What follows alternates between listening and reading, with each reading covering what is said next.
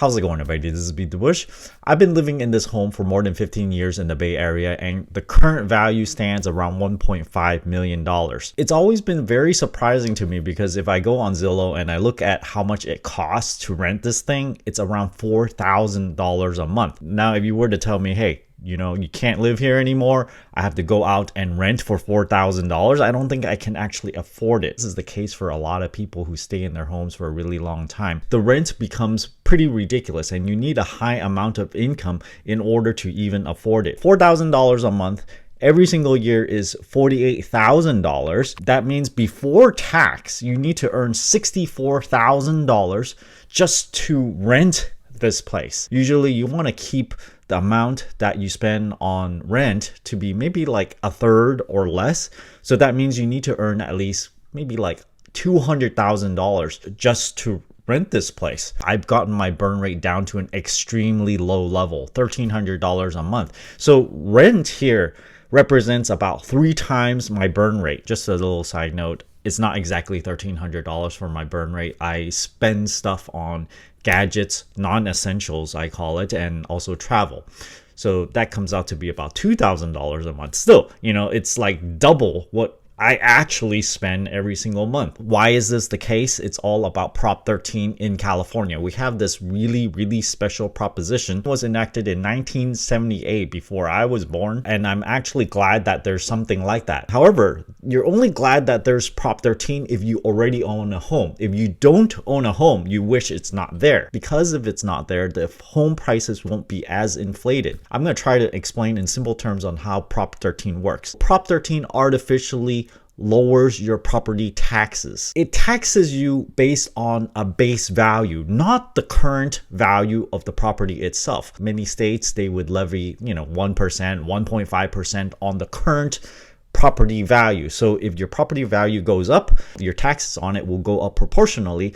And this is the concern long time ago with the residents of California. The property tax would keep on going up, and people are worried that at some point they might not be able to afford the property tax on their own home. So they did this thing where when you buy it, there's this base value. It's whatever you bought it for. And initially you pay just 1% of that. However, whenever the property goes up the next year, it's going to be capped at 2%. Even if, let's say, the property value jumped up 10%, the assessed value will only go up as much as 2%. So there's this artificial ceiling on the maximum that you can pay. Historically, the property values in California has gone up more than 2% a year. Just look at the past 15 years that I've had this home. It's averaged an increase of 7.5% per year. It went from $500,000 from when I bought it to now it's $1.5 million, which is 3 times. Over 15 years, this is 7.5% per year, compounded annually. 1% of $500,000 is $5,000. I'm using round numbers here just to make things easy. It's not the exact number here. Every year that you own the home, you're essentially allowing inflation to inflate away the property tax value that you're paying. Yes, the first year looks like $5,000, and then maybe the next year is $5,100 because of the 2% increase. But the real value that you're paying, it's getting smaller and smaller. And if you keep on working, you're getting today's dollars. At minimum, most people get at least 3% salary increase. But if you get more salary increase than that, if you progress in your career, you might get 10%, 15%, 25%.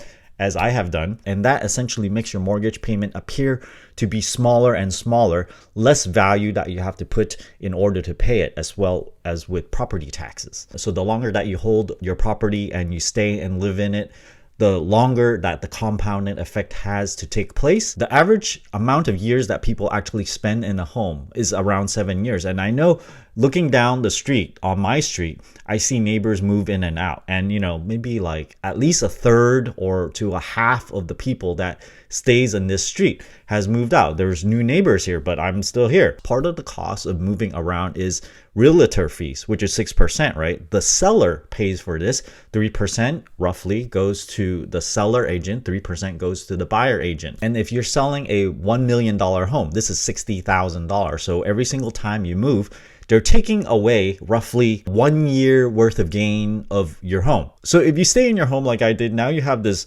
very expensive property with locked up equity value in it, and it's really hard to take out. Why don't I just sell it, pocket the money, and go travel everywhere. Maybe I can even rent. I think of it this way. I'm getting a lot of value from not paying property taxes. So if I move away, it's better not to sell the place. It's better to just rent it out because the current market assumes the current property tax rate. It's kind of like collecting rent where the $1,200 of the $4,000 would have went into the property tax, but you're pocketing it instead. So selling is not a good idea because you lose the low tax advantage. I've gone through this thought exercise time and time again, and every single time I arrived at, no, it's not a good time to sell. It's never a good time to sell as long as you have a really low property tax. So the better thing is to rent it out. If you are age 55, they have a thing called Prop 19 where you can transfer the low property tax in your current home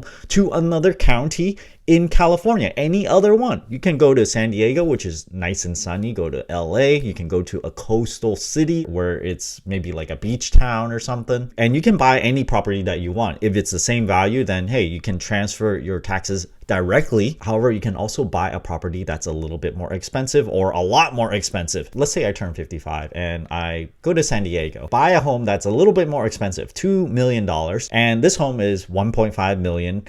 So you subtract the two and you have to pay taxes on the $500,000. So your taxes will increase by $5,000 every single year. If you look at your property tax bill, it's not going to be exactly 1%. They tack on a bunch of other things like sewage costs, education fees and stuff, and it's roughly around 0.25% more. So it's not really property tax, but it comes in the same bill. And these fees are a little bit different for each county. It may be higher or maybe lower, but it's roughly around there. And all these fees is based on a percentage of your assessed value. So the lower your assessed value, the less taxes you have to pay. So the $1 million question here is, would I buy today? You know, I know a lot of people do not have a home yet. And it's become this haves and have-nots kind of thing. Because if you own a home, property value keeps going up. Inflation keeps going up, salary keeps going up. You're essentially riding the gravy train. You have all this equity that some people can tap into. You can do reverse mortgage, which I don't recommend. They have all these predatory lending. You can get monthly payments or something, and they put all these criteria on a reverse mortgage. At the end of like 30 years, they would force you to sell. But at that point, you might be penniless. I would think more like a last resort type of thing. I wouldn't go for those things. Current mortgage rates are around 6.5%. And I like to have a round number of how much it costs in salary to buy a certain value of home. If you have really, really good credit and no other debts, you need about $150,000 per year of salary in order to afford a $500,000 home. There's no $500,000 home in the Bay Area, so you got to multiply that by 2 or ratio thereof. You need $300,000 to afford a $1 million home, $450,000 to afford a $1.5 million home. This place right here is $1.5 million. If you buy it today, which is kind of insane to me, you need $450,000 of salary. This is kind of like small company CEO pay, VP pay, or something like that. So there you have it. I probably can't afford to buy my own place right now, let alone rent it. I hope this was enlightening for you guys, especially for those that don't live in California, don't know about the Prop 13, Prop 19 that allows you to transfer the property taxes. I know I don't go around studying the propositions in like Texas, let's say. Actually, there's a 5% chance I might actually move there. Small comment about all the ads I've been making, like product reviews. Know that I'm trying to minimize those things as much as possible. I have to admit, I don't really enjoy doing those. I kind of like just kind of bantering about, you know, things I think about, you know, finance topics, kind of like free agent type of thing. So look forward to that. I can't promise a timeline at which this actually will happen, but I am